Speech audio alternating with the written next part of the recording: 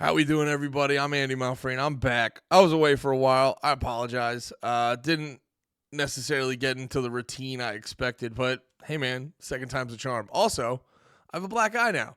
If you'd like to understand why I have this, hit the link down below for full episodes. Listen to the newest episode. We talk about it. I went to go see Kublai Khan in Tsunami, and all I got was this lousy black eye. No, it was a great show. I definitely would have rather to not get punched in the eye, but I stayed for the rest of the show. I got punched halfway through Tsunami.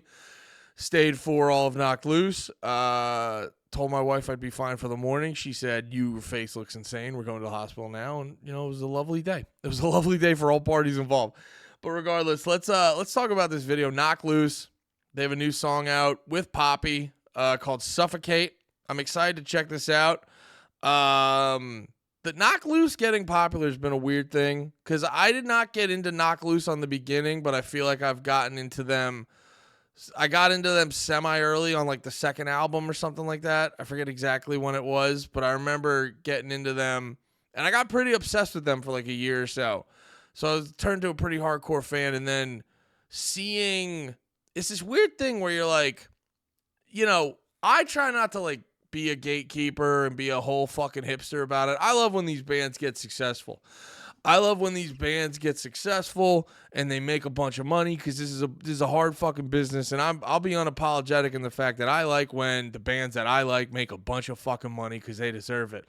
But there's that hipster part of you. We all have it. It's why we fucking got into some of this music, because we're fucking dirty hipsters, or at least part of us are dirty fucking hipsters.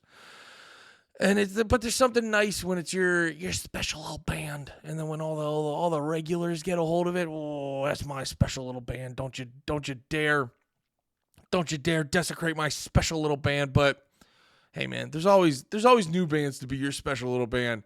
And no, it is genuinely cool seeing Knocked Loose link up with bigger acts like Poppy. I'm not super familiar with Poppy, but I know she's a lot more mainstream. I will say, I have seen her. She does perform with a lot of stuff with WWE on their NXT show. Shout out to WWE for that. I know they linked up with Code Orange on some shit. And Incendiary. Why do I want to say Incendiary? There's something to do with Incendiary. I can't remember what it was, but that pops out enough in my mind to confidently say they did something, but I can't remember. But yeah, it was like Poppy, Code Orange, possibly Incendiary. I know they just had, was it Motionless in White, I believe? They did the entrance with Rhea Ripley, which Motionless in White is on this album. Yeah, so it's cool seeing Knocked Loose link up. I was link up with bigger acts. I was expecting it. I got to be perfectly honest. Like, I know there were a lot of rumors swirling around because Billie Eilish was hanging out during their set. And I know I busted Pat's balls on the main episode because Pat loves to get a tiny bit of info and run with it. It's hilarious. That's why I have him there. I want him to be unhinged and not thought out. I love it. But yeah, he was like, okay, so Billie Eilish is in the back, so it's confirmed they're working together. And a lot of people saw stuff like that. They saw him play at Coachella, and I think they all had a similar reaction that I had, where it's like, I'm happy when these bands get fame and success and money and all that. You're just like, just don't start to suck ass now that the cool kids are paying attention and shit like that. That's all I care about. Because it's like, you can be at the party with the cool kids. It's just, don't let the cool kids make you suck ass. And as long as you don't suck ass, I'll never say you sold out. You know, a lot of people get it fucked up. They think just because you're at the party means you're a sellout. No, if you're at the party doing you, then like you're still you, and you didn't fucking sell out, and you're doing your shit based off your shit. And with this song, I know I saw a lot of band members on Twitter making the joke saying like people were saying this was going to be a soft song with Poppy on it. And then I heard a snippet, and it's like they were saying it might be one of their heaviest songs on the album. And we've heard off the 2 songs released already, there's not some like big audible divergent from their core sound, which is good because I feel I was a little worried about it, and I feel like a lot of people were also worried about it. Like, they're starting to blow up. They're starting to be big. They're starting to be one of the mainstays of this genre and shit like that. Are they gonna let them suck ass? And it's gearing up to seem like this album's not gonna even a little bit suck ass. It's gonna only rule. So let's check out this song. Knock Loose featuring Poppy. The song's called Suffocate.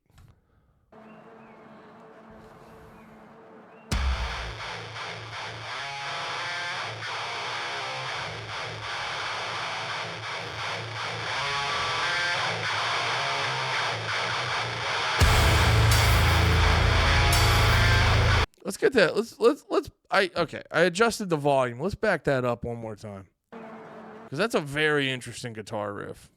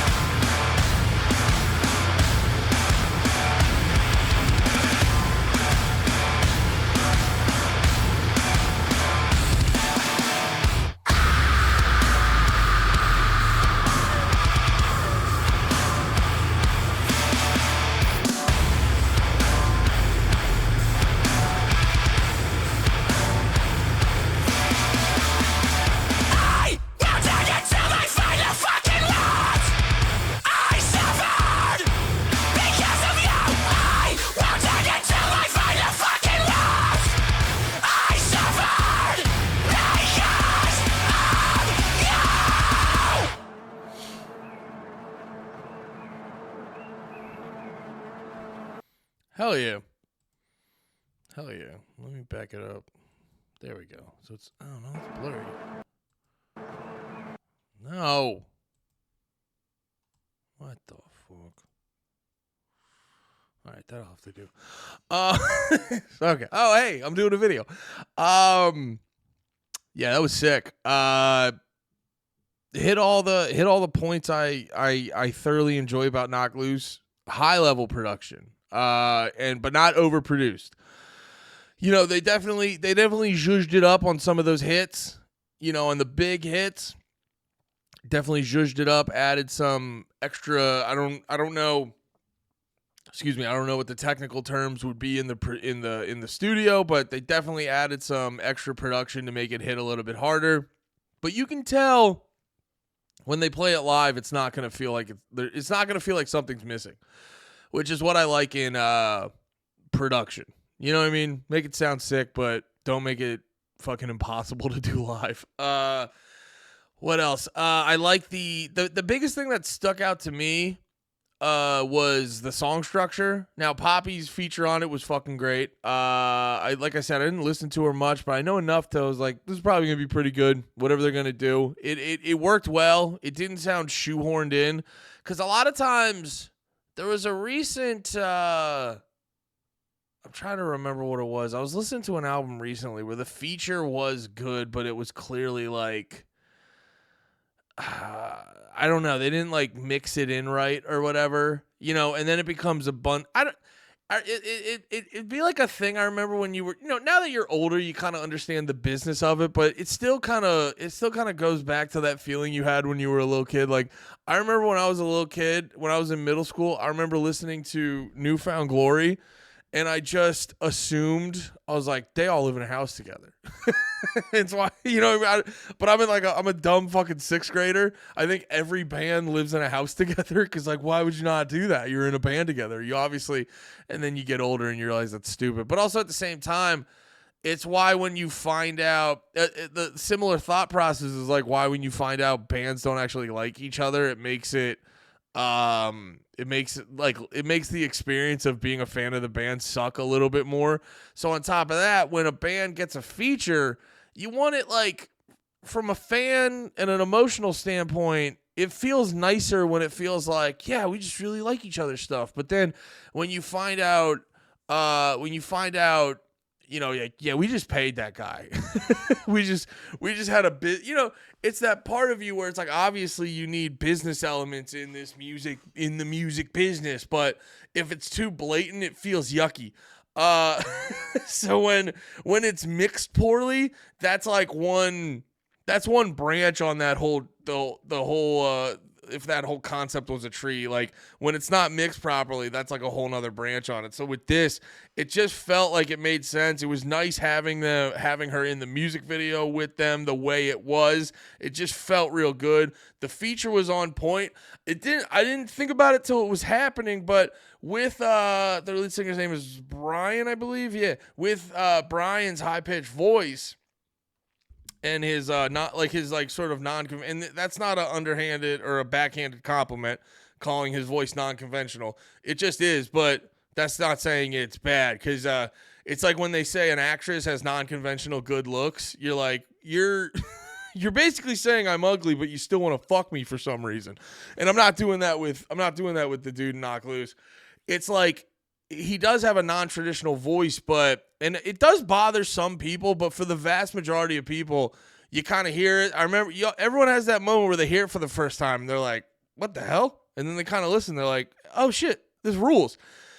But regardless, he has the higher pitched voice, and I didn't realize it till Poppy started singing. And I go, oh, it's like a match made in heaven. They both have higher pitched screams. So it actually, she doesn't stick out like a sore thumb. It actually worked pretty well together. It flowed.